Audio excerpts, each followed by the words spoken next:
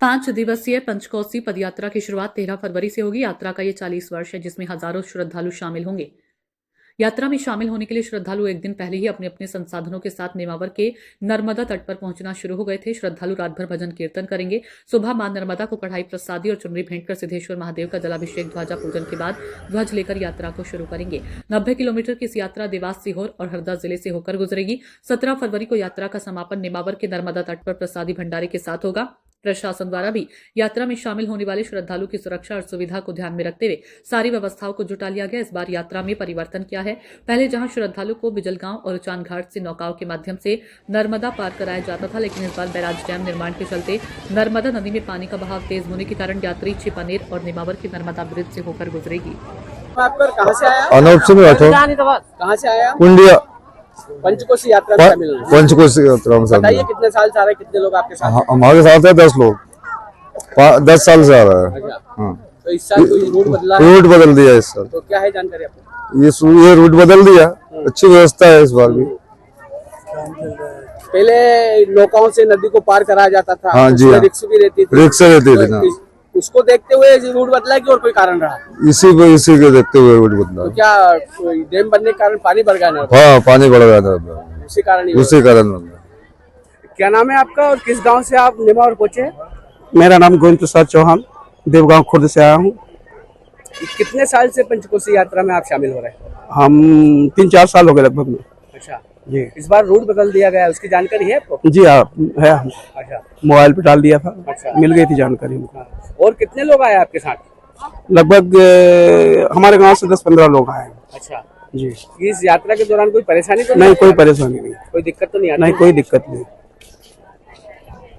पंचकोसी यात्रा को लेकर नगर पंचायत द्वारा श्रद्धालुओं के लिए क्या व्यवस्था की जा रही है? पंचकोसी यात्रा की लेकर श्रद्धालुओं के लिए पर्याप्त लाइट व्यवस्था, सफाई की व्यवस्था करी गई है और पानी के टैंकर हमने दूसरी निकायों से बुलाए गए हैं ताकि वो पानी सुविधा में आपत्ति दिक्कत ना हो, जिसमें परेशानी का सामना न करना पड़े पानी पीने के लिए। उसके अलावा 40 शौचालय भी हमने बुलाए, फायर गाड़ी की व्यवस्था की गई है, तो सारी व्यवस्था की गई है। ठीक है, कौन से गांव रहते हैं आप? मेरा नाम रुक्मणी है, मैं अजना से रहती हूँ। ये पंचकोसी यात्रा में कितने साल से आ रहे हैं आप लोग? मेरे को 14 साल हो गए। और कितने लोग आते हैं आपके साथ? मेरे साथ मेरे भांजे आते हैं, मेरी नंद आती है, मेरे देवर आते हैं, मेरा लड़का आता है। अच्छा, ये बैराज डैम का निर्माण हो रहा है जिससे नर्मदा नदी में पानी भी बढ़ गया है, जिसके कारण रूट परिवर्तन हुआ है, इसकी जानकारी है आपको? नहीं, घुमाव कर दिया आपकी। अच्छा। हाँ, ये छिपानेर पे से जाना है। अच्छा, मतलब इस बार नौकाओं से पार नहीं होंगे? नौका से पार नहीं होंगे, ब्रिज से जाओगे? ब्रिज से जाएंगे। तो इससे आपको अच्छा लग रहा है इस बार हाँ, परिवर्तन? अच्छा लग रहा है। अभी तो बहुत अच्छा लग रहा है, हर साल ही अच्छा लगता है।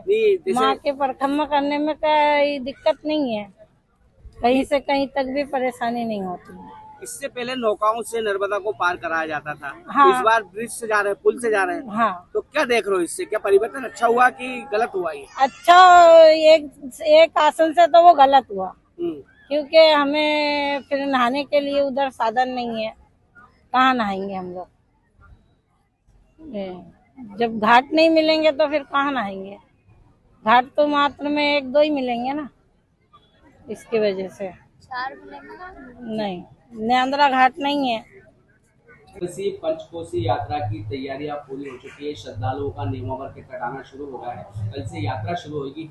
क्या तैयारी है सर? मां नर्मदा की नगरी नेमावर सिद्धेश्वर घाट से पंचकोसी यात्रा का प्रावधान कई वर्षों से चल रहा है। इस वर्ष इसमें थोड़ा परिवर्तन हुआ है और यहाँ से पूर्व में जो गुड़गांव होते हुए जाती थी यात्रा, ये यात्रा के जो क्या नाम केंद्रीय समिति द्वारा मार्ग परिवर्तित किया है। ये मार्ग आप यहाँ से होकर गुराड़िया पाटा से दुलवा भीलड़देव मंदिर में दोपहर विश्राम कर जामनेर, मुरझाल, कावल्या और पिपलिया घाघरिया करौंद माफी करुणाधाम आश्रम में भोजन करने के बाद बिजल गांव में विश्राम करेंगे।